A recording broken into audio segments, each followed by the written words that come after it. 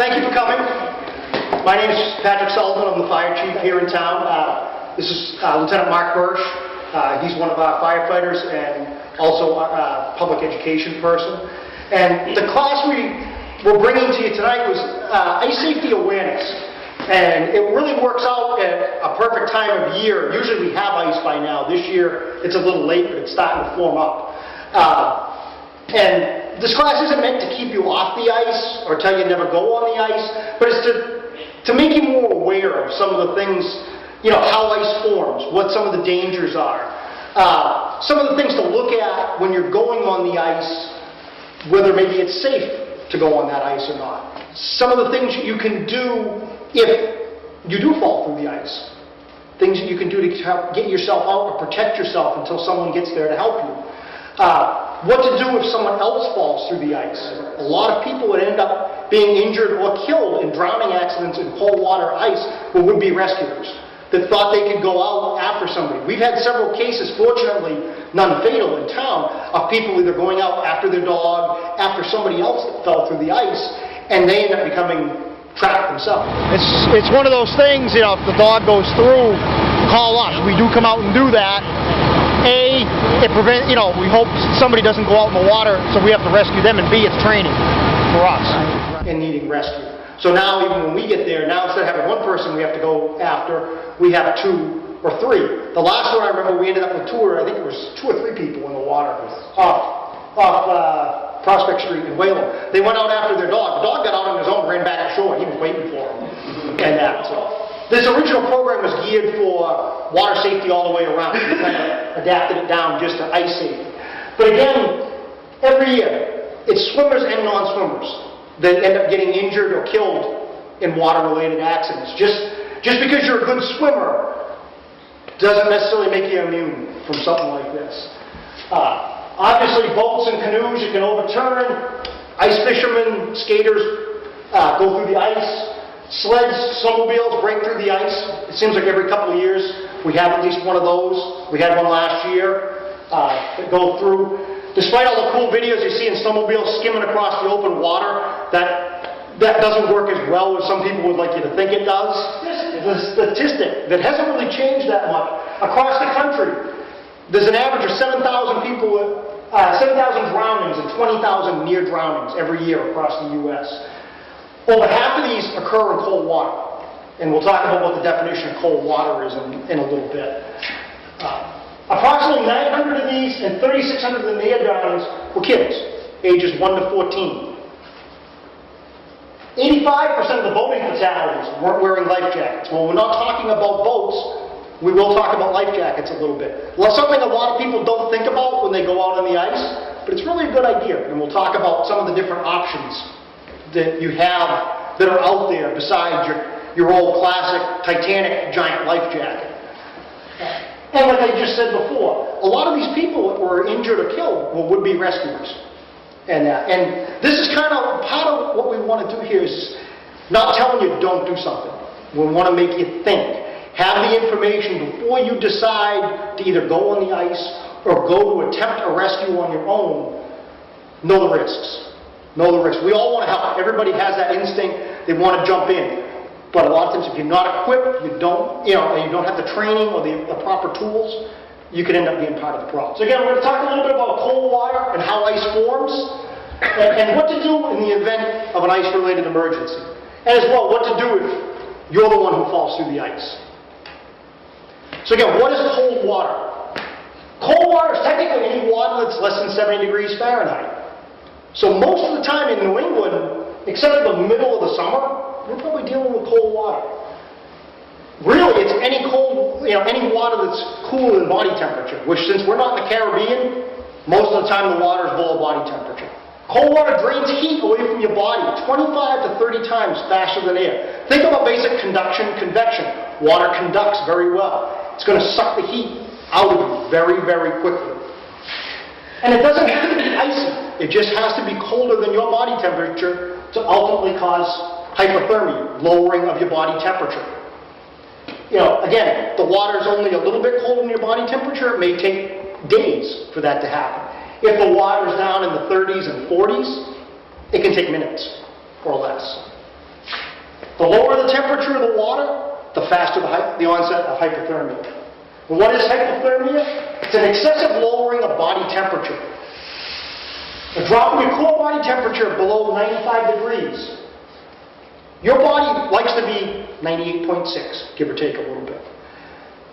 As it starts to cool off, it wants to maintain that temperature, because that's the temperature that all your organs like to work at, your brain works well at. So as your body temperature starts to drop, the first thing that happens, you think of it, you shiver, you start shivering. We've all been out there, you start shivering in the cold. That's your body generating heat from muscle activity. That'll help for a little bit. As time goes on, your organs start getting colder, your brain starts getting colder, you start getting, people may start getting confused, they're not thinking straight. You may have heard stories about people found that in the mountains that froze to death or something, they had no clothes on. Because in their mind, they got so confused, they thought they were hot, and they started taking their clothes off. And strange things can happen like that. As you get cold, you think about how many times, probably everybody here has been out in the cold for a long period of time for a while. You don't want to be there, you're cold, you're tired, you're not thinking clearly. Loss of muscle strength. As your body gets colder, your muscles get colder, they don't function as well. It's harder to hold on to things, it's harder to do things, your dexterity decreases, and and these things all start compounding each other. As your body temperature lowers, that shivering is going to stop. Things get harder and harder to do, your body isn't functioning as well, and eventually it can lead to unconsciousness and death. And a lot of the function of this, some of it may be physical conditioning, but a lot of it is the temperature of the water. And that we'll talk about some things to do that may seem kind of strange, but you can help offset or delay the onset of hypothermia if you do end up in the water. But the cold will suck the heat out of you that long. You see all the movies, the guys jump in the water and swim around. I've done that once in real life. It's not fun. It took me about 2 days to warm myself up after that, after diving in the water, swimming after somebody, when the water was about 45 degrees. And I was a lot younger then. I'm not sure I would attempt it now. Ice and cold water dangerous. Ice formation. Most people think ice forms when it's below 32 degrees. Well, really what happens is the water's going to actually cool down to around 39 degrees. As it gets colder out and colder out, the water cools, the warmer water circulates up to the top. Eventually, the cold water settles down. Eventually, the whole body of water is around 39 degrees. After that point, it doesn't take much, once it gets around freezing, to start getting that skim of ice on the surface of the water. It forms the surface and extends downward. The important thing to remember with ice is it can change drastically in a very short distance. And just because the ice is really solid where you are, go 30, 50 feet, yards away, it may be completely different. And we've got a lot of different things to deal with in our bodies of water around here. Number one, currents. Moving water doesn't freeze. You think about that, you're worried about your pipes freezing in the wintertime, you turn the faucet on, let the water run. Moving water doesn't freeze up as well. So anywhere where there's a current, example, any of the lakes where a brook or a stream feeds into a lake, the ice may be really solid out towards the middle. Where that brook comes in, a lot of times you'll see it's open. But if it's really cold out, it may freeze over a little bit. But where you have a foot of ice somewhere else, you only have a couple inches there. Objects in the water, like a rock, a buoy, something sticking up, those usually draw heat. So they're going to be a little bit warmer than the surroundings. So the ice near them may not be quite as thick than that because they're absorbing a little bit more heat. Wind. Wind's moving the surface of the water. Water's moving, doesn't freeze up as easily. Along with that is depth of the water too. If you've probably noticed around town, Lake Shirley, Hickory Hills, they're drained down pretty well, got quite a bit of ice. Whalum, the last time I checked, has almost no ice on it yet. Whalum's deeper, it's more open, it's more exposed. It's going to take longer to freeze up. Temperature changes. Again, sudden warm-ups, sudden cool-downs. That can affect how the ice forms. You may get weaker layers mixed in between more solid layers of ice. That can have an effect on it. Snow cover.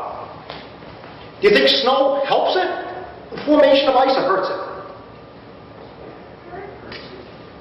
Hurts it. Actually, it does, because it's kind of strange in a way. It insulates the ice, so in real cold conditions, it's actually keeping the cold in. But a lot of times, when it warms up, it can also hold the heat down too. So it can cause some screwy things with ice, but it does sort of insulate it. Water conditions, dirty water, swamps, things like that versus clean water. Dirty water won't freeze up as well versus clean water. And it's something we see around here a lot, wildlife. Ducks, geese that hang out, stay in the ponds. Probably a lot of you have seen that. Whalum is great for that. Usually there's a hole off the town beach where all the geese hang out. And it's real fun to go training. You have to decon all the suits afterwards from all the goose poop. But wildlife will keep that water open. Because again, they're moving around, they're keeping the water moving. And that can cause a weak spot. Even if they get up and they leave, they finally wise up and go south, that spot's been thinner than everything else. So just because now it's got a skim of ice over it, it may not be as solid as everything else around it. Just kind of an example of ice formation. You see kind of a couple different layers of ice. You see nice clear ice here. That's frozen really solid. It's a little more opaque here. Kind of what they call snow ice. The best, strongest ice, and I never knew this until long ago. I always thought, black ice is bad, black ice is dangerous. Actually, black ice in the lake is the most strongest. The clearness of the ice, if it's nice and black, you're looking right through it, means there's almost no air entrained in that. That's actually the most solid ice. There's nothing more creepier than walking out on the ice and looking down through 8 or 12 inches of ice and seeing the bottom, but that's actually the safest ice. And when we talk about the different kinds of ice, how much ice you need to put a certain amount of weight on it, and that they're basing that on that clear black ice. Unfortunately, we don't see that much around here. We rarely get those spells like, I can remember a couple of years in December where it got really cold really soon, and we had that nice clear ice. Usually what happens is you get a little bit of ice and we get some snow on it, and you get the more opaque ice that they call snow ice. You've got more snow, more air, things like that entrained in the ice that formed. That ice can be up to 50% weaker than that nice clear black ice. So it's something to consider when you're looking at the ice or when you're drilling your holes for ice fishing, and that if you've got the opaque snow ice, take that into consideration. It's not as strong as the other kind of ice, the nice clear black ice. So how thick is safe ice? Get ice on a moving body of water, a stream, a river, you really should never consider that safe. I would never trust it. Thickness of ice on ponds and lakes is going to depend on currents that run through the lake, natural springs. Again, natural springs, you have moving water. I know the one I can think of is Whalum. You usually see a spot that forms in Whalum because there's a spring there. It never seems to freeze that well out off the town beach. That's also where the ducks like to hang out too. But there is a spring there. It can also change depending on natural objects like tree stumps, rocks, depths of the water. The deeper areas will take a little bit longer to freeze. Changes in temperature. Everybody's probably heard when it gets really cold, you hear the ice crack and creak. I can remember being a little kid being scared to death out on Hickory Hills because I thought the ice was breaking. Nobody told me until a lot longer that it was actually getting stronger. But to a 7-year-old that was out there with a couple of friends, we were scared to death. But again, really cold weather, that ice is expanding, but that can cause fractures in the ice. It can crack, it can cause some weakness that way too. And again, a long stretch of warmer weather, you start forming water as it melts on top of the ice. That water can absorb heat, and again, actually deteriorate the ice even more. So the thing to take away with that is, you can never say ice is 100% safe. I know it probably sounds like a lawyer saying that, but some people will ask, well, does the fire department go out and check the ice to see if it's safe? I know years ago the park department used to do that on Marshall Park. And really when you do that, all you're saying is, okay, where I drilled the hole, that's how thick the ice is. Over there, it could be completely different. So something just to take away with that is always keep that in mind. Just because the ice is really good in one spot, may not be as good somewhere else. So these are some relative ice strengths to think about. And again, this is for clear, black ice. 2 inches or less, stay off. It might hold your weight for a little bit, but it's going to be when you're going to be going out there and you're going to hear it creaking and cracking. Don't dare the devil, you know. 4 inches or so will support one person, you know, maybe a couple of people if they're spread out a little bit. Probably enough for ice fishing. 5 inches of clear black ice will support a snowmobile or an ATV safely. 8 to 12 inches, if you're really crazy, you can take a car or a pickup truck out there. I don't really advise that, but I have seen stranger things. And if you're really up in the North Country, you get up over a foot, you can actually start running trucks on them. If anybody watches those crazy shows of the trucks up in Canada going over the ice. I had a college professor that lost both his camper and his pickup truck through the ice on Winnipesaukee because he found a spot where it wasn't quite that thick. So, but again, clear black ice. The ice like we see a lot of times, the opaque white snow ice, not going to be as strong. So what normally you might want more like 6 or 8 inches ice fishing. You want to be 100% safe, the only safe stuff's in a skating rink.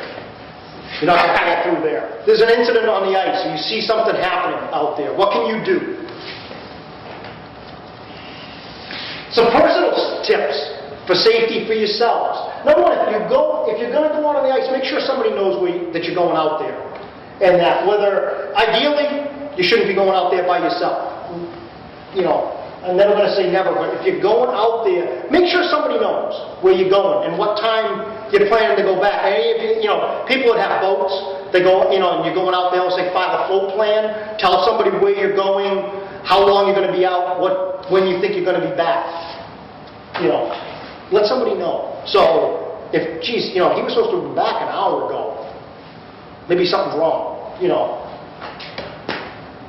Waterlogged clothing makes it difficult to keep your head above the surface of the water. We'll talk about some things to do that if you do go through to help support yourself.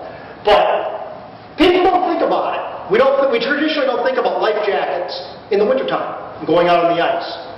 And that.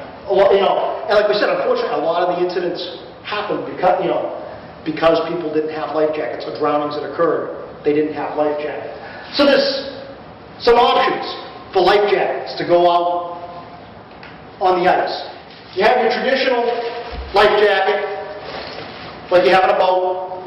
You know, a lot of people may not want to wear something like that. A couple other things that are out there, maybe some of you have seen them, maybe you haven't. This looks like a winter coat. This is a life jacket. It's Class 5 PFD. It has to be worn to count, but this is designed to float. They make several different versions of them. They make longer ones, shorter ones, camouflage ones, blue ones.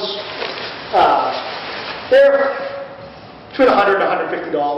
But this will act as a coat, and it'll give you flotation if you go out on the ice too. A couple other things that you may or may not have seen are inflatable life jackets. I've worn one of these for years when I do kayaking, things like or boating. You got to wear it, but they take up very little bit of room. They're very comfortable to wear. As you can see, they go on fairly easily. Both of these ones can be activated manually, or they can be activated. They have a little cylinder in there. If you fall in the water, it activates automatically and triggers. They have cheaper ones that. These ones a little bit more, if you get sprayed with water, it might activate, or the more expensive ones, like this, you have to actually submerge them for it to activate. But again, it doesn't look like much. It inflates instantly. And I'm not going to look like Chris Farley in that movie. But again, $100, $150 and that, and when you do it, you just got to change out the cylinder, recharge it. But real handy thing, doesn't get in the way, it's not bulky, it's not uncomfortable. It might save your life if you're out there. Yes, sir. Some other things to think about clothing, man-made stuff. A lot of us wear the fancy Under Armour type stuff. I love this stuff. It doesn't give you that much insulation when it's wet. Natural fibers like wool will give you a little bit more insulation, even if they are damp. So it's something to think about.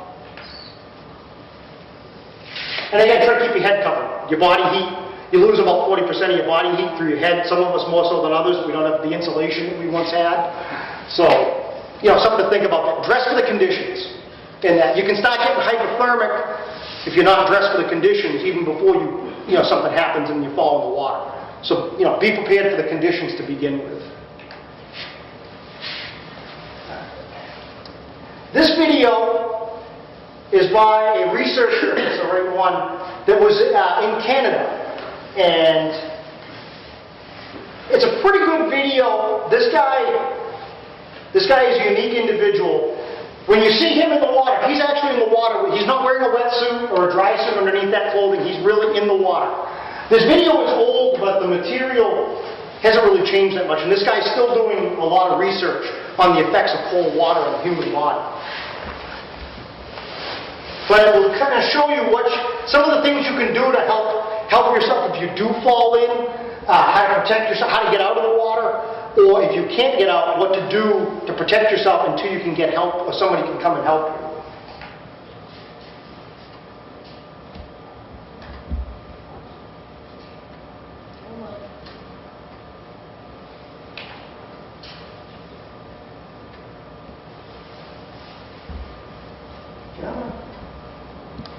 Springtime comes with a warning that unfortunately not everybody heeds. And that warning is keep off the ice. Because when rivers and lakes begin to thaw, people can die. One wrong step and you could find yourself in freezing water, unable to get out. Would you know what to do? Well, one Canadian scientist knows full well what you should and shouldn't do. Dr. Gordon Giesbrecht is an expert on the effects of cold on the human body, and over the next few nights he'll be showing us exactly how the human body reacts to the cold so that you'll know how to react in a crisis.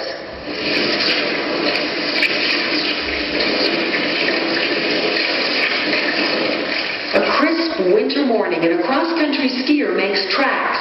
But this is no ordinary outing, and this is no ordinary outdoorsman. Tell people I'm going to do something like this, they say, man, you must be crazy or something. Dr. Gordon Giesbrecht is a thermophysiologist, a top researcher on hypothermia and the impact of cold on the human body. And whether for research or to teach life-saving techniques, the University of Manitoba professor sometimes goes to extremes. What seems like a deadly situation is in fact a controlled demonstration of how to survive after falling into a frozen lake. Dr. Giesbrecht has done this before, and emergency crews are standing by. But the frigid water is still very real, just 2 degrees above freezing. It immediately startles the body in what's called the cold shock phenomenon. Focus on the area where you can get some stability, and just let the gas do it. It'll die down after about a minute. What happens when you get really cold, your cold skin starts a cold shock response, which gets you first start gasping and hyperventilating and breathing way more than you need to. And that's really bad if your head goes under the water when you gas the first time. And you drown immediately. Though hard to believe, in this terrifying situation, you may actually have more time than you think. The cold shock will last, depending on different people, between 1 and 3 minutes. And the real important thing to know is that you'll get over that. You don't practice it, but just trust me, you will get over it. So if you do ever fall into cold water, the main thing you need to think about for the first minute is just not drowning. You don't have to get up, you don't have to do anything else. Just get over that and just try and get your breathing under control. And when that happens, then you've got some time to try and do other things like get out. After catching your breath and taking off the skis, the next goal is to find the best escape route. Go back to where you came in, because that ice is holding you until you went in. So it's good to try and get back to there. Now, a common mistake is people just try to pull themselves straight up. There's no way you can get it. Now remember, there's no panic here. My breathing is under control. I've got a window between 2 to 5 minutes where I'll have enough strength to get out of here. So what I do is kick my feet, try and get my body horizontal, long like that.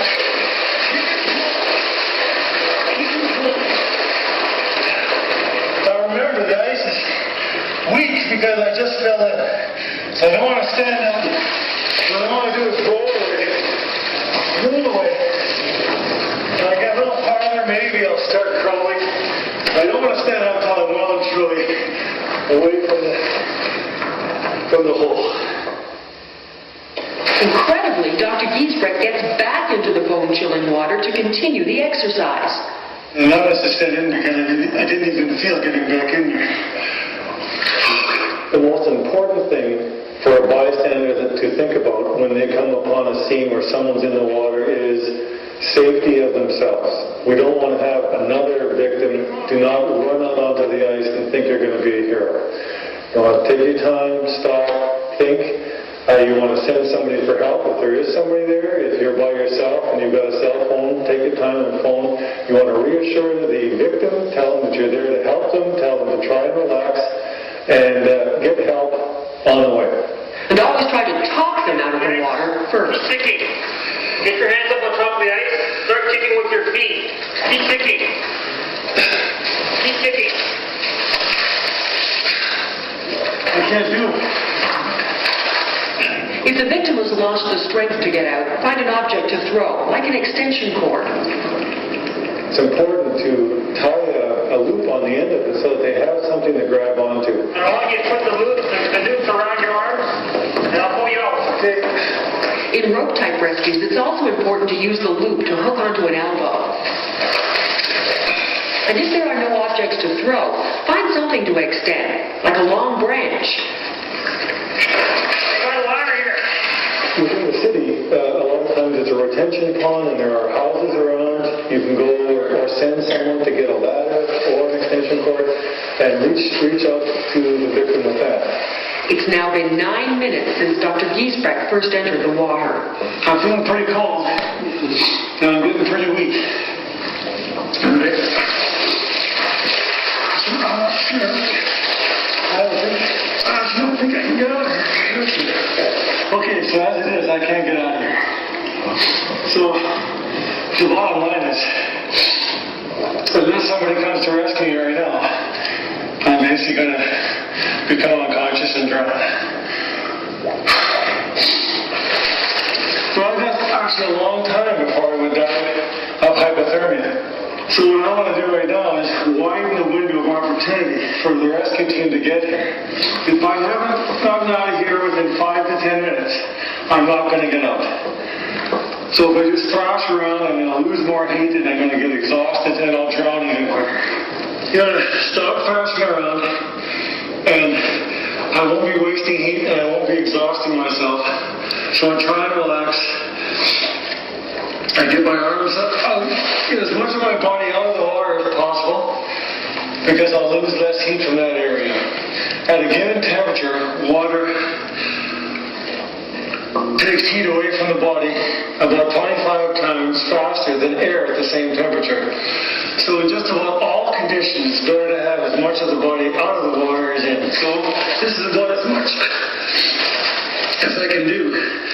So at this point, I'm just going to get my arms on the ice, and I'm going to keep them here and not move them. It might sound a little silly, but if I'm lucky, my arms will freeze to the ice before I become unconscious. If I become unconscious and I just slip down here, I'll drown.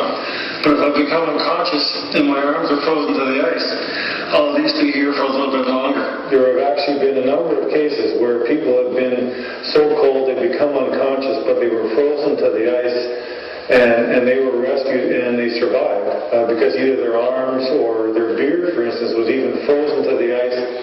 Approaching the 15-minute mark, Dr. Giesbrecht has one last point to make. An icy illustration of something you want to avoid at all costs. Okay, we're ready for rescue now. Finally, the professionals slide in to fish him out. And even after all that time, he's still not quite hypothermic. People are often surprised when I tell them that you could live for an hour or two in ice water if you do everything right. But we all know about the Titanic, and we've heard stories of people in lifeboats who listened to screams for an hour or two from the victims who were in life jackets, so they didn't drown. So they actually lived long enough to die of hypothermia. In the water, Dr. Giesbrecht's body temperature may have fallen half a degree. While warming up, it actually loses another degree in what's known as the afterdrop. And this causes intense shivering. But with the help of a hot beverage and a body heater, the professor's core temperature returns to normal in about an hour. Some may wonder if the cold doctor is truly a mad scientist for taking such risks. But Dr. Giesbrecht's goal is to save lives with such dangerous demonstrations, and even if people remember only one point, he hopes it's this simple lesson: stay off the ice. You really don't want to go through what I went through today. Very uncomfortable and very, very dangerous, and might cost your life. Now tomorrow, Dr. Giesbrecht will explain what steps to take once you manage to get yourself out of the water. If you're cold and wet and all alone, there are a few very important matters for you to attend to before you do anything else. Things to think about. If you fall in the ice yourself, number one, like I said, you're going to hyperventilate. You have that instinct. You're going to take a deep breath. Try not to keep your head above water, if at all possible, so you don't drown in water. But like he said, for the first few seconds, concentrate on getting your breathing under control. You've got some time, especially if you know how to swim. If you go to get out of the ice, turn around, try to go back to the direction you came from. Obviously, the ice was sturdy enough that you were standing on it until you fell through. So try to go back to that point. Try to go back up onto the ice from there. As he showed, get your arms up on the ice. Try to float your body out behind you and kick as hard as you can. Get your chest up onto the ice. Pull yourself up onto the ice, but don't try to stand up. If you're standing up, you're putting all your weight on two small points.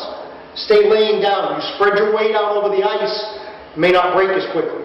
And like he showed, roll away from the hole. Just roll away until you get a ways away from the hole, then maybe crawl further on your hands and knees. Don't immediately try to stand up. If you can't get out, like he said, after about 5 minutes, if you haven't gotten yourself out, you're probably not going to be able to pull yourself out because the cold is just affecting you too much at that point, or the ice is too weak. Some things, like he said, you can do. Put your arms out on the ice.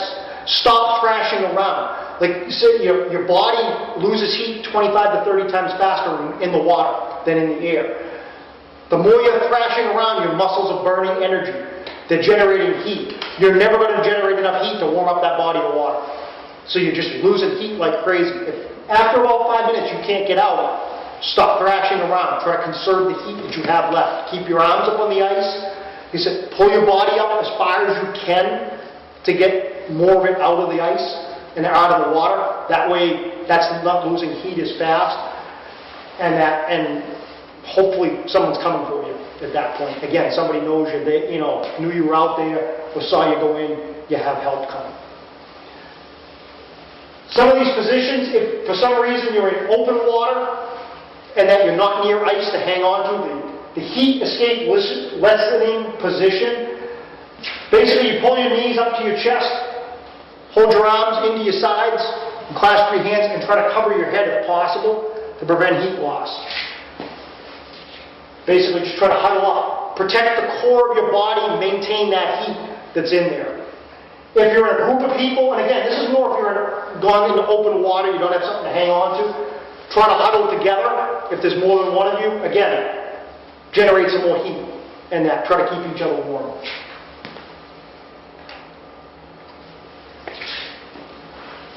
Be really cautious about swimming somewhere. And that unless you're really, really close to shore or close to a boat or something is close by. Even the best swimmers in good water, a lot of times people have, think, I can swim to that island. They become exhausted, tired, they can drown. Swimming, again, you're generating energy. You're moving that warm blood around out to your extremities. You're cooling it off. You're losing that heat way too fast. It can reduce your survival time by as much as 35 to 50% because you're burning up your body's energy and you're just losing it out into the cold. So again, I'm not going to say don't absolutely try to swim ever or get somewhere, but look at how far away something is. Think about that. You know, if you were on a boat in cold water, try to climb up on top of the boat if you can. Get as much of your body up out of the water as you can. The more of it that's out of the water, that's that much less that's going to be losing heat as fast. This is just another video that shows another really handy item to have to go out. Ice picks. These are professional made ones. You can make some really nice cheap ones at home if you're a little bit handy with a couple of dowels. Put a screw in the end of them, cut the end of the screw off, make a little point. These are commercial made. These have a little sheath that protects the end of the ice pick. You carry these with you, you go through the ice, you can, and the video will show it, you can get these into the ice and you can use them to pull yourself up onto the ice. I want to say even the commercially made ones, these are like 10, 15, 20 bucks, something like that. They're very cheap. And that, or you, like I said, you can make to set yourself. But they're a really handy thing to have if you're going to go out on the ice. We even carry them, using them on the rescue suits. Many people drown because they can't pull themselves out of the water. The weight of water-soaked clothing, combined with the slippery surface of the ice, makes escape extremely difficult. Carry a couple of long nails or homemade ice picks in your pocket to help escape from the ice hole. How should you react if you do break through? First, try not to panic. Your winter clothing, especially a snowmobile suit, will not drag you down. Instead, if you remain calm, it will offer excellent flotation from the air trapped inside. Turn toward the direction you came from. Place your hands and arms on the surface of the ice. This is where your ice picks come in handy. While kicking with your feet, use your ice picks to pull yourself onto the surface. Work forward on the ice while kicking your feet. Once you get to solid ice, roll away from the hole before standing.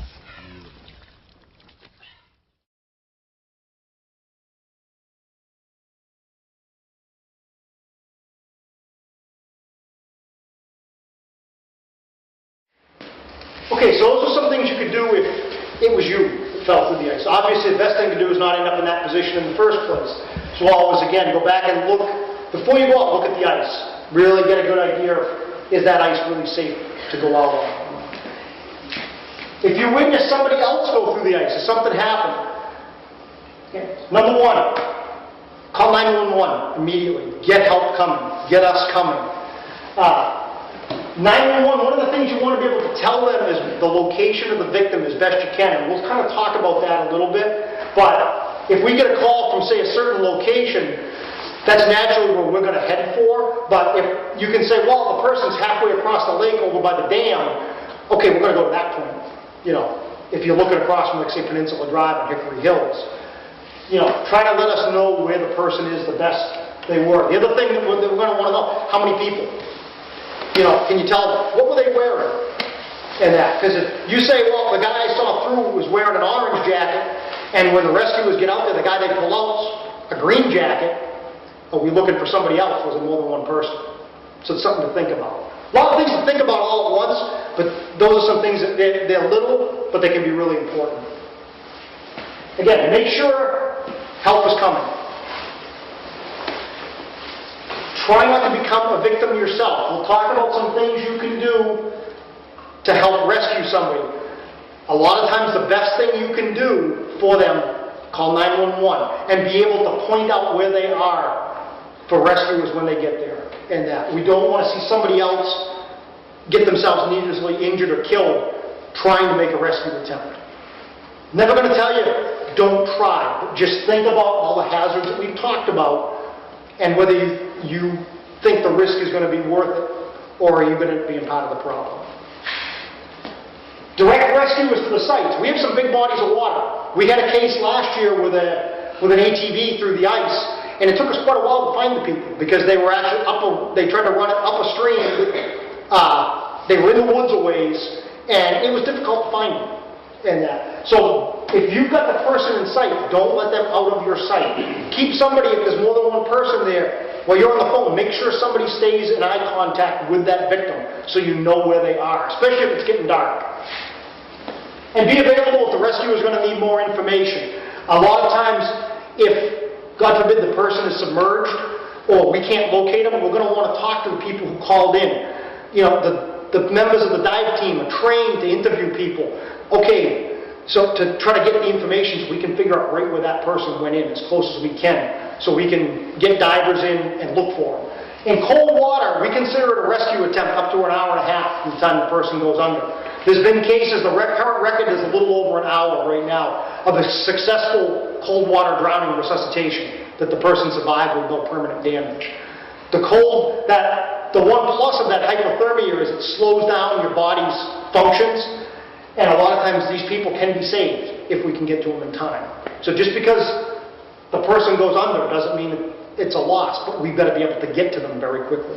Again, once the rescue is underway, try to stay clear of the area unless asked. People want to help. We get that. We understand that. We had an incident a few years ago with a drowning, and the challenge became is we had a lot of people with a lot of boats that wanted to help.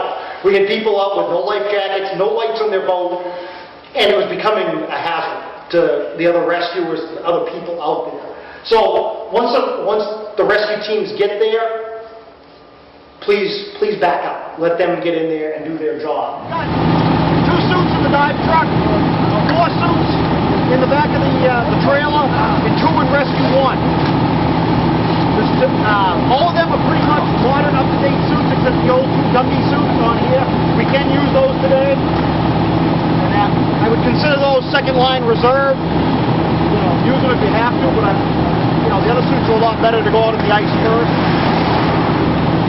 So again, like we talked about in the classroom, when you get here, again, take a look, figure out what if you get a call, you get to a location, find out if that's actually your best access, or whether you're going to have to go in somewhere else. Don't get all your resources committed until you know where you're looking. See how far out you're going to go. Most of our ropes are 300-foot line. You can daisy chain them together if you have to. Hopefully when we roll out the dive truck, you've got a couple people who can be suiting up on the way there. So you can get there, you can deploy out.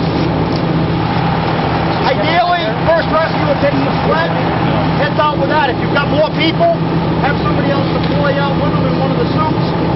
Depending on conditions, the guy in the suit might actually be able to get out there faster. Get in, at least support the person in the water until you can get the sled to it. Again, it's going to depend. Like I say, you're going to find with the sled today, you've actually got to paddle across a little bit of open water. Sometimes the plan just comes together. I didn't plan it that way. When you get out to them, remember, if you're approaching a victim with the sled, you can come in straight at him. You're using the suit.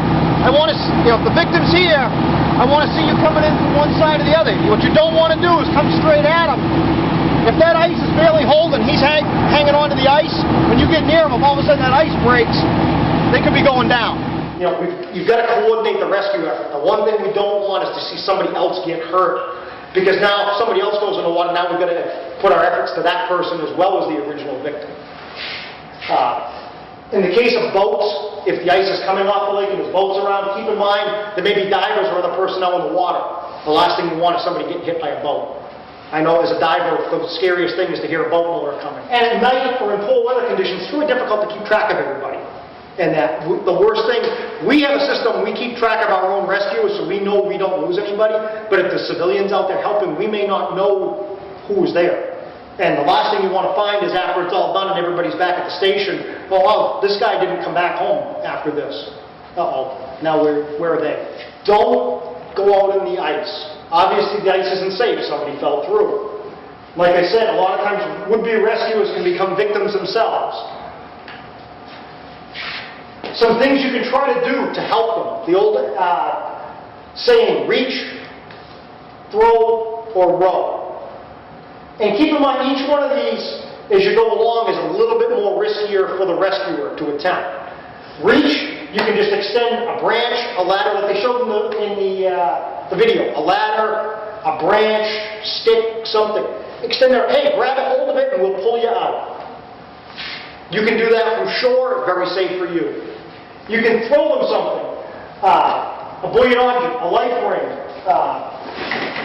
We carry these, but these are very much commercially available. It's a throw bag. They're about 50 to 75 feet.